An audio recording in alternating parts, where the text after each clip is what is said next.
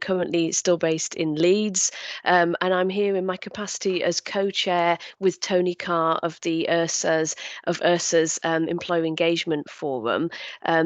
Tony can't make it this afternoon, unfortunately. He sends his apologies, but we've had a conflab, and what I'll be talking about briefly now is basically the thoughts from Tony and myself in terms of the work that we've been doing that I think many of you will know about in trying to get the sector to think more about how they engage with employers, better engage with employers, and also share learning and collaborate in order to better service employers. So anything else I need to say? Yeah, I just wanted to apologise that I haven't been present at the event until now, which I was really gutted about. So maybe in terms of when you're answering and giving input into the questions that I pose, if there's stuff that I've missed out on earlier, it's something that you could flag up in your thoughts. So the first thing I want to say is that Kickstart is a fantastic opportunity for the employability sector, and it's also a fantastic opportunity for businesses. It's a great proposition. We know that for businesses, the employability sector and the skills sector as well is kind of a best kept secret, really. Not enough businesses know about initiatives that can help their businesses, and they don't know how to engage. So Kickstart is a real opportunity to really engage businesses in the sector, but it's important that we think about how we can do that most effectively and how we can collaborate in order to do this, because there is a real risk as well along with this opportunity that businesses end up quite frustrated. Tony wanted me to pass on that he himself has received around at least 3 different emails about Kickstart from different organisations that he said were quite jargony and contradictory. And as you know, we've been doing quite a lot of work on this area in terms of thinking about how the sector can actually sell the business benefits of programs to businesses. So we need to make sure that the offer on the ground is clear to businesses, that it's easy for them to engage, because there's a whole array of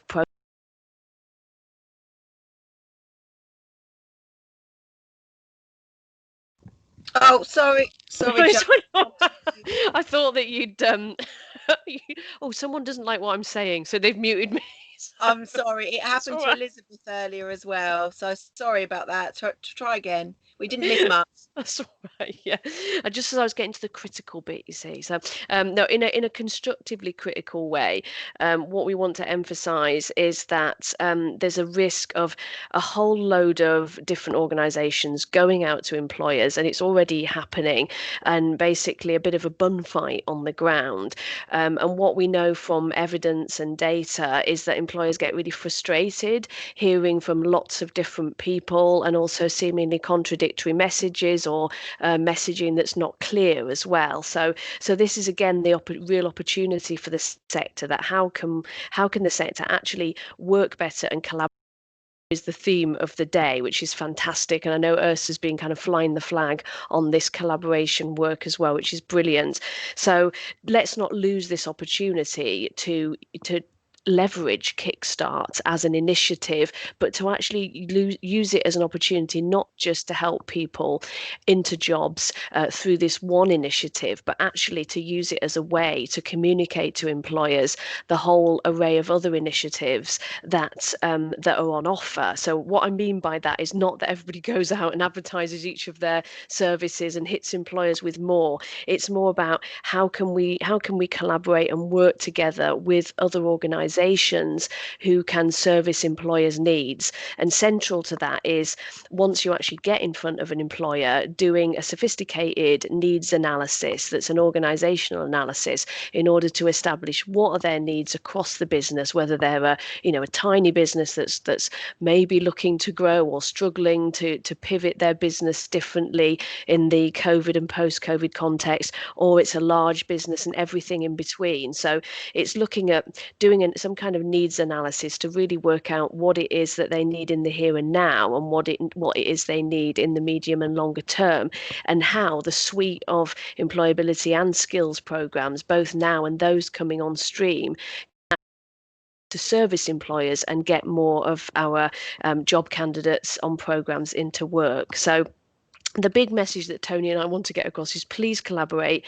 Don't lose this opportunity to highlight the broader marketplace that we're in. And Tony's phrase, which I love, is let's grow the pie. And let's not have a bun fight. Obviously, we've been eating too much confectionery. Let's not have a bun fight over tiny slices, because this engages too few employers. What we know is that there are too few employers already engaged in initiatives. So let's use this as an opportunity, because we can't assume that employers will just jump on board, because the transaction costs may sometimes be a barrier to them, that employers see the costs of engaging in a program actually outweigh the benefits. So it's really about being clear about the benefits, making it easy for them to engage, using business focused language that makes people think, yes, this is something that I can really see the benefit of, and that doesn't get in the way of me trying to run my business, but actually is going to help me. Because the risk we've really got is that businesses are so busy trying to keep afloat at this time, and think of how they're going to operate in the post-COVID environment, that they actually don't, they lose out on opportunities as much as we're going to lose out on opportunities, and the people that we're trying to help lose out on opportunities. So I've put a few questions. I've got a few questions ready, which I'm going to put into the chat, if that's worked. How can we make Kickstart great for employers is my first question. And then the second question is, how can we promote the sector beyond the Kickstart opportunity? How can we really leverage this quite short-term initiative, but hopefully an effective initiative, to actually engage more employers in programs in the longer term? So using it as an opportunity to really target relationships with employers rather than just target a short-term opportunity. And finally, how can the sector collaborate to better service employers using Kickstart as this opportunity? So I really want to focus there on that collaboration. Thanks, Bola. I agree.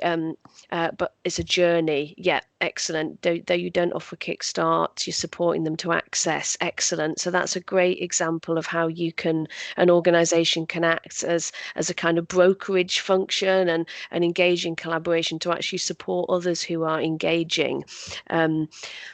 Must be focused in business language. Yeah. Does Laura, should I just open up and see whether anyone wants to come in and say anything? Yeah, if you ask people just to raise their hands, if they want to speak, then yeah, go for it. Excellent. Great. I'm just looking. Lisa Bristow. Hi. Yeah. Sorry. Let me put my camera on. I'm on 2 meetings at the same time, unfortunately. But I had a really good conversation with somebody the other day about how we can make the Kickstart scheme last longer, if you like, or how we can get the most out of it. And one of the things that we talked about was, if a company has potential team leaders, then they could, and we could almost put those on an apprenticeship program, and they could mentor the Kickstarters. So the Kickstarters could take kind of 20% of their role, so they would learn how to do that person's role. And then the supervisor, if you like, could then step up into a team leader role temporarily, maybe, but use that opportunity to actually get them onto an apprenticeship in team leading. So that will help, I think, the company all round to really promote apprenticeships as well. But since they've got to have 20% off their job for an apprenticeship, the company might not be able to allow them to do that. But if they've got a Kickstarter in that can take that role on, that seems to work all round, I think, as a great idea. Excellent. Thanks, Lisa. That actually reminds me, it's not dissimilar in a way to the job rotation scheme in Denmark, although that's a very formal scheme where people kind of swap in and out. So someone in a job goes and trains in order to make an opportunity for somebody to enter the labour market. So I've, with a couple of colleagues, I've been banging the drum about that for a while. So actually, I think that is a really, we were arguing that actually we've got some elements that we could bring together to almost kind of mimic that sort of model. So that's exactly the sort of thing that we were hoping will come out of this. Brilliant. Thanks, Lisa. Thank you. I'm just looking at the questions in the chat and points. Sole traders should be included. Yes. Yeah. That's something that I talked about in a piece in FE News a couple of weeks ago, and because I wasn't here today, I'm hoping I've not missed out on any guidance that's come to the fore over the course of the day. But yeah, this needs to be an opportunity for employers of all sizes. Chris, thank you. Needs quick feedback from the EWP evaluation and rapid adjustments in light of what aspects are working well or not. Yeah. Chris, did you want to come in there and say anything? Because the evaluation aspect is something I talked to DWP about, but I'm not sure where that's at. Well, they're planning frantically to get it in place, and a lot of it hinges on getting a flag in the universal credit data that someone's actually on Kickstart, and then that can connect into the other information they've got on people that are going through it, and give them a comparison group and all those other things they need to do. They're going to try and get a matched sample to be a counterfactual for young people that aren't going through Kickstart as well, so that we've got really good evidence of whether it's working. But my concern is that they're going to stick with the plan and see if that works, rather than getting information as quickly as they can and then adjust it in light of that, because the main thing is that it works in practice, not whether the original design was a good idea or not. Absolutely. Couldn't agree more, Chris, on that. Yes. Yeah. And we have, Tony and I did talk to DWP about this, but I wonder whether that's an action point for ERSA as well, to really push that. Laura, is Elizabeth with us? No, she's not. No, she's actually on another Kickstart roundtable, but will be joining us. Anytime At from the end. 3. It closes at 3, so she'll be with us in the next few minutes, hopefully. Okay, great. So in the meantime, I'm noting down these action points, and we'll be seeing what we can do to further this, because it is important we take this forward. Thanks, Chris. That's really helpful intervention there. Shona, we offer employability support and help people with learning disabilities and or autism. We're not a gateway, but can support employers. So yeah, I think that's a great example of leverage, working together to leverage the support that organisations can provide. Bob, nice to have you with us. Collaboration between existing staff, apprenticeships and Kickstart. Yeah, and promote the benefits. So similar similar to Lisa's point as well. I'm just reading through these. The local authority, make sure we give the message that we're there for an employer throughout the 6-month placement. Yeah, and also I think it's trying to work with employers beyond the Kickstart duration as well. How we can manage to do that in order to really build on those relationships. Yeah, other funding, thanks Stuart, that we kick in at the end if the job is not sustained.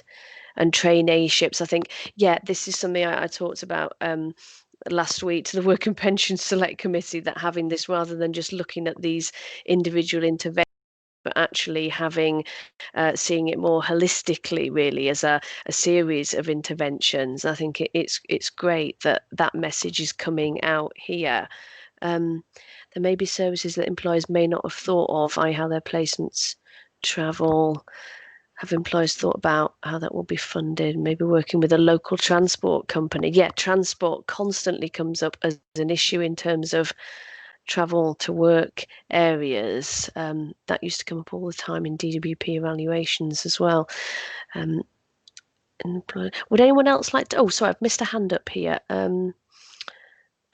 Catherine Gazzoli from Piccolo. Hello. Hi. Sorry, How are you? I'm good, thanks. How are you? Good. I just wanted to just kind of add to, I've been listening since 10 a.m. And I thought it would just be interesting to point out, like, we're a food brand. So we've been really growing, like servicing the country in this time of need. So we're a baby food brand across all the major supermarkets. I know very, very few other founders or CEOs of smaller food companies, so not PepsiCo, Heineken, who are getting involved with this. I have to say, we put in, I spent a lot of time trying to just figure out the gateway scenario. The first month that this program has been up, all of a sudden I'm assessing, as I think someone mentioned, I think it was on one of the breakout groups, there's tons of companies advertising to be gateways. It is very difficult to assess if they are robust or not. I ended up going with two different reps. One rep is looking very successful and the other rep has not been successful. Okay. But at the time when I made that decision, like I was, all of a sudden choosing representative for my company. And I remember I was on the very first call the DWP put out for London. It was me and there was no other food brand, actually, I remember, because all of us were chatting who we were. And they could not say, there was nothing around how do you assess who your gateway is. So it's been, it's now things are much clearer because there's information up. But it's been, a lot of other food companies are asking me, well, what is my experience so far? And being the guinea pigs the first 2 months when you have less than 30 jobs is extremely challenging because, I was lucky enough that I actually did two. Like I said, DWP said, well, if you want, you can actually split your roles between two reps. And it's kind of thank goodness I did that.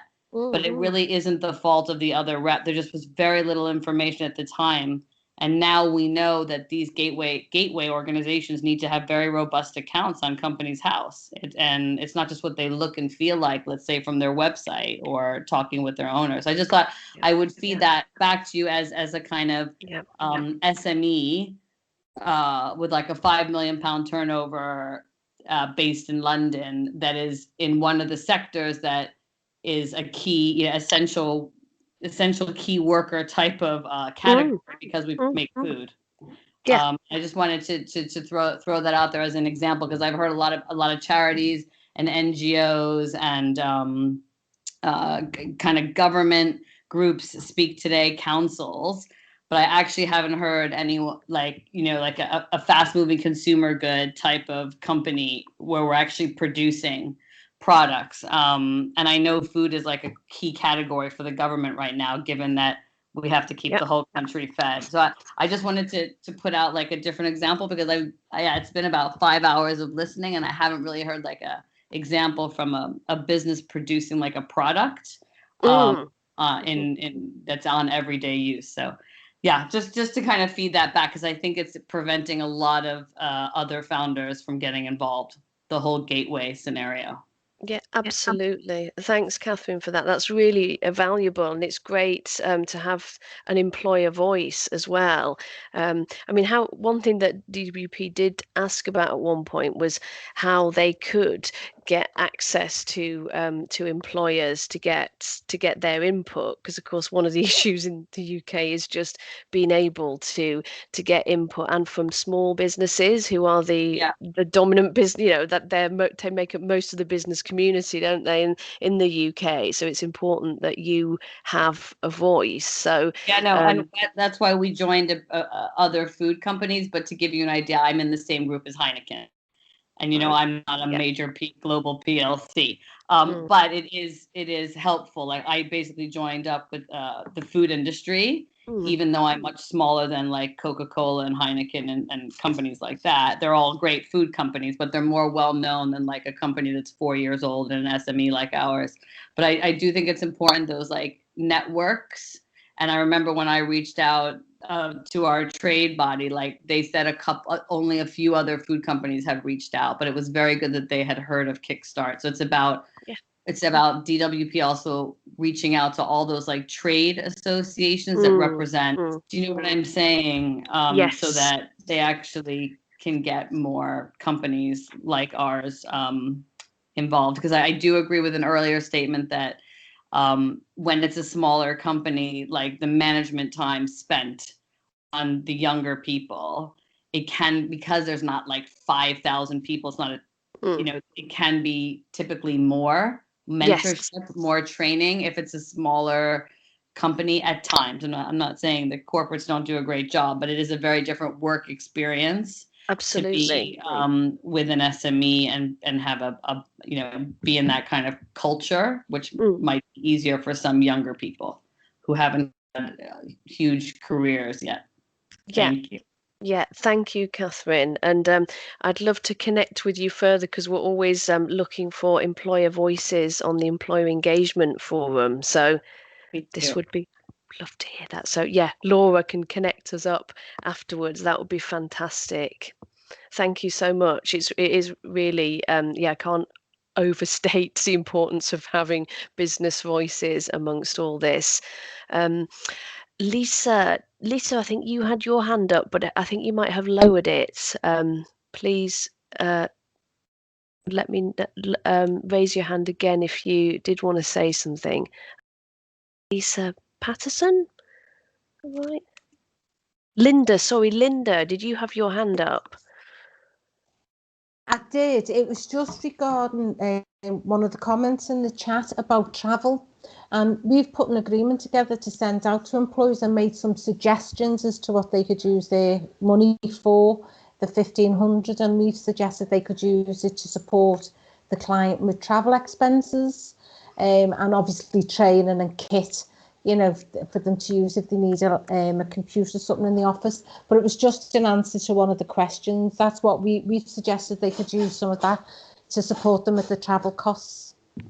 Great, thanks, Linda. That's really helpful. Yeah, and I think sharing this knowledge about different uses of the funding to support people is really, great that ERSA can facilitate this. Laura, how are we doing for time? Is Elizabeth back? She's not back just yet. No. Yeah, I've just arrived. Ah, I opened up my camera, etc. As Jo said that. Hiya. I must have sensed you, Elizabeth. So I've been taking action points, Elizabeth, which I'll collate and send to you afterwards. But we've covered a number of issues, including the importance of small business voice here, and the difficulty of assessing the sort of robustness of gateway organisations, and also the importance of evaluation, which Chris was just talking about on the part of DWP, to make sure that we there's not just the following the policy to the letter, but actually responding to what's going on the ground, and having some sense from DWP's perspective of what's happening, in order to I guess to have a kind of agile policy making, if I could put it that way. So over to you, Elizabeth. Okay, so this has just been such an interesting day to be with the sector. Even though we've got all those questions, actually we have more answers than we've got questions, and we've been asking the right questions. And so it's been fascinating to go from this session to a really small group of us that sat down with the Minister for Employment and the Minister for Welfare Delivery, where other organisations that were present were asking questions that we brought up today. And I was very restrained. I didn't jump in and go, ERSA have the answers, but it made me feel really, really pleased that this sector are a bit ahead of the game. So interestingly, we've just had a really long conversation, an hour conversation with the ministers about how we empower young people and how we make sure that Kickstart is life-changing.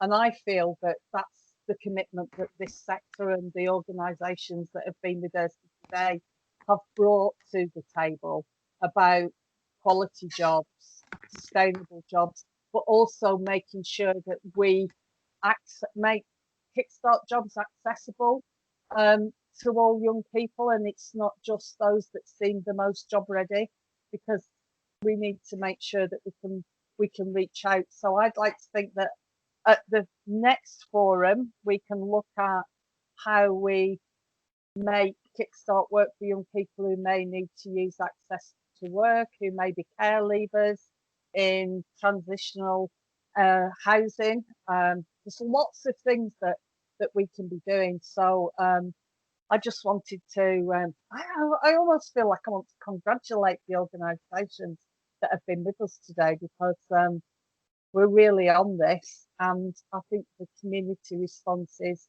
the sector responses, the collaboration piece that's taking place here is really, really inspiring. So that's all I want to say. There's an amazing group of organisations doing this.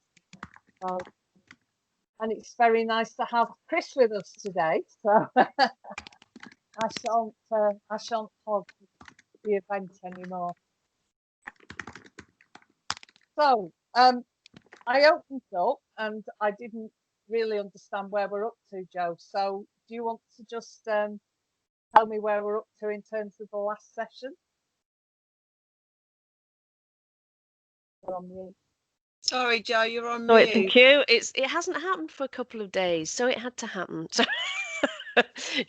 So we've had a lot of activity in the chat, and I just gave a précis from Tony and myself about how we think the Kickstart is a great opportunity for the sector, but there are obviously risks in terms of frustrating employers, but we can use it as an opportunity to bring employers in and build those longer term relationships to leverage in the longer term employers' engagement in the range of employability and skills initiatives. And we've seen that coming out on the chat, how people are talking about how they're working together, and even if they're not delivering Kickstart, they're working with others. So I've posed some questions, Elizabeth, that form the basis of where we're up to, really. The first is, how can we make Kickstart great for employers? The second one is, how can we promote the sector beyond the Kickstart opportunity? And finally, how can the sector collaborate to better service employers using Kickstart as a springboard? So we've had some responses so far. We've had a couple of people speak. So yeah, where should we carry on having some discussion, or? I know we're at the end of we're well into a fairly long day, aren't we? And yeah. I didn't know where people were at, not been with you for the day. I haven't felt the energy where it's at either. So. Yeah, I think one of the really interesting things about employers is, I am told, because how do we know, please, is that there are employers getting involved with Kickstart that have never really been involved with department work pension programs and initiatives before. And I think there's a two-way opportunity here, isn't there? We've got that responsibility for helping young people be placed into work with those employers, but actually with that comes that opportunity for the employment support sector to engage with some employers we may never have worked with before, and for that to be longer term jobs and for jobs for people other than those that take up the Kickstart opportunity. So I think that's really important. But I think the other thing that we need to do is that we've all really, really got behind Kickstart, and rightly so, because, you know, we were calling for something like this and we've got it, and it's not perfect, but we are the organisations that can do our best to make this work. But I think the other thing is to actually just be really aware of where Kickstart sits within the wider youth offers, and that Kickstart won't be right for every young person, and some should be doing more education and training, and some may be better on an apprenticeship, and that's where I think we also have a role as organisations that deliver other provisions, whether they're to long-term unemployed or to young people, but to make sure we get the right young people on Kickstart, and when they're on, do everything we can to make sure that it's not just a 6-month job, there's something beyond.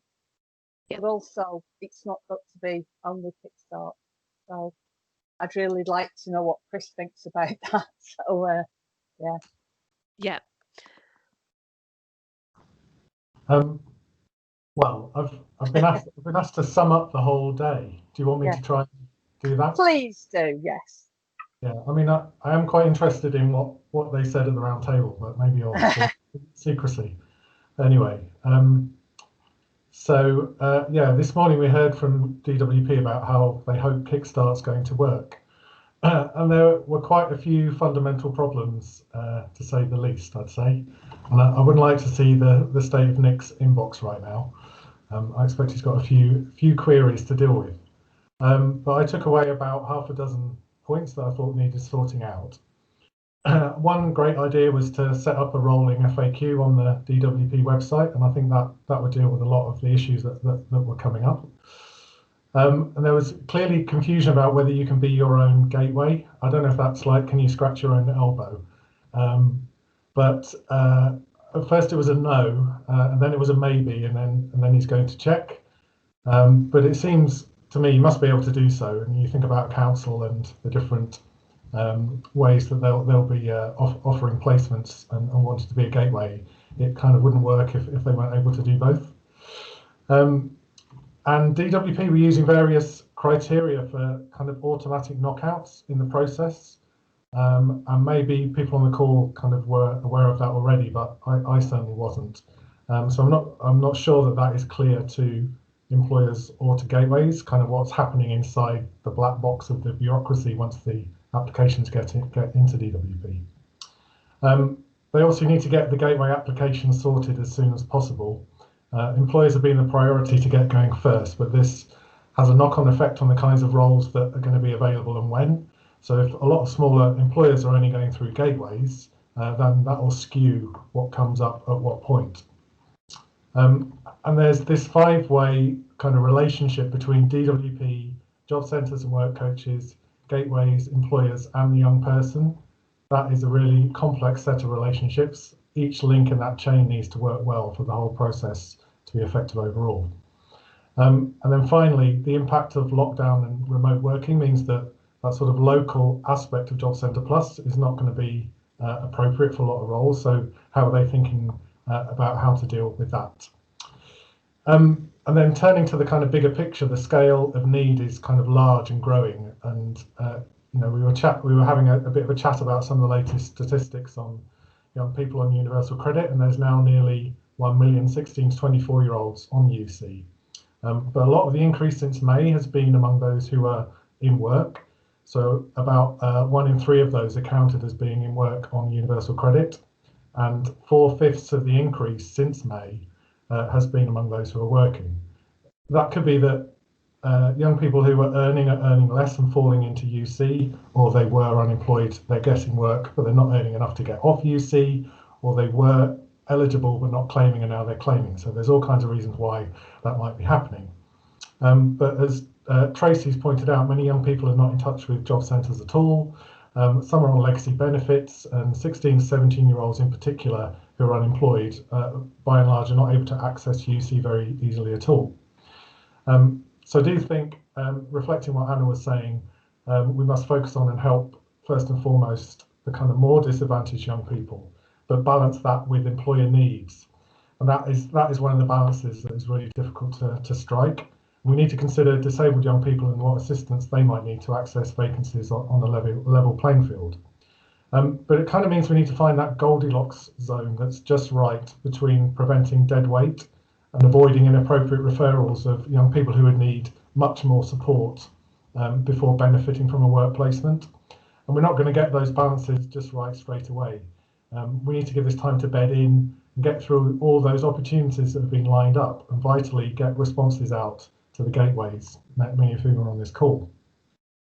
So my big hope, as I was saying before, is that the evaluation being done by DWP will have results early enough to adjust the policy and the operation a bit quickly in the new year.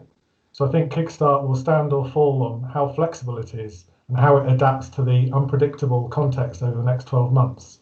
But it would be great to get any thoughts about what they should be covering in their evaluation and how they can let you know more about what they're planning.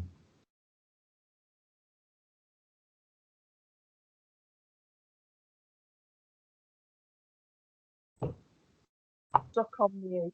Chris, I think you've really summed that up perfectly, and I can see in the sidebar that people are saying that. So I think that is a really That's very, very kind. that's a really great end to the day. I think just to, I know Laura put these dates up, but we now have a monthly Kickstart forum.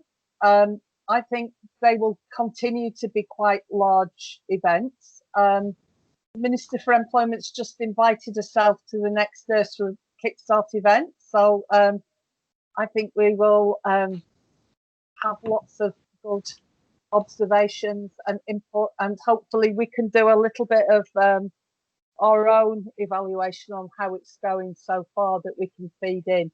So I certainly would like to be developing something within this collaboration so that we can sort of feed in how the experience has been for us.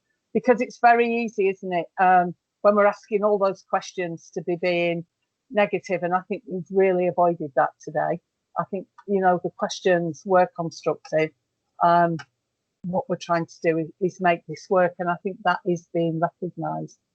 So, so let's keep collaborating, and I think we're all together again on the 10th of December, and then a schedule of Kickstart forums after that. And I'm hoping at that point we've got the ERSA Live platform, because that will give us a better way of raising things other than relying on Teams and will the chat work and won't the chat work and can we get everybody on and whatever. But Laura's recorded everything, I believe, and it'll be in the ERSA members area and on the ERSA YouTube channel, so people can go back and look. So I think we're at the end of a really good event, and I'd just like to, I don't know whether the speakers from earlier are still with us, but that was great. I'm now going to go and thank Nick Riddle, because I think he did a really good job. And I enjoyed his honesty, that if he didn't know the answer, he said he didn't. You know, sometimes that was frustrating when we were getting the can you be your own gateway bit of going on. But on the whole, hey, he gave us his email address, and that's valuable. I bet he's got a full inbox now. And then thanks, Jo, for facilitating the last session, and thanks, Chris, for the summing up, and thanks to everybody, and let's all keep this going. And we don't close the chat on Kickstart, partly because we don't know how to, but that conversation does continue all the time on Teams. And yeah, I think, and we will make sure from ERSA that we send out all the VWP resources, because I think there were some queries raised today that we know we've got answers to on some of the gov.uk resources. So we'll make sure that people have got those. But I think that's it, unless anybody else wants to add anything before we all go and look at our inboxes or send the emails that we need to do that we've missed out on today. Are we done? I think we are. Okay, so thank you very much, and let's all get together again in December.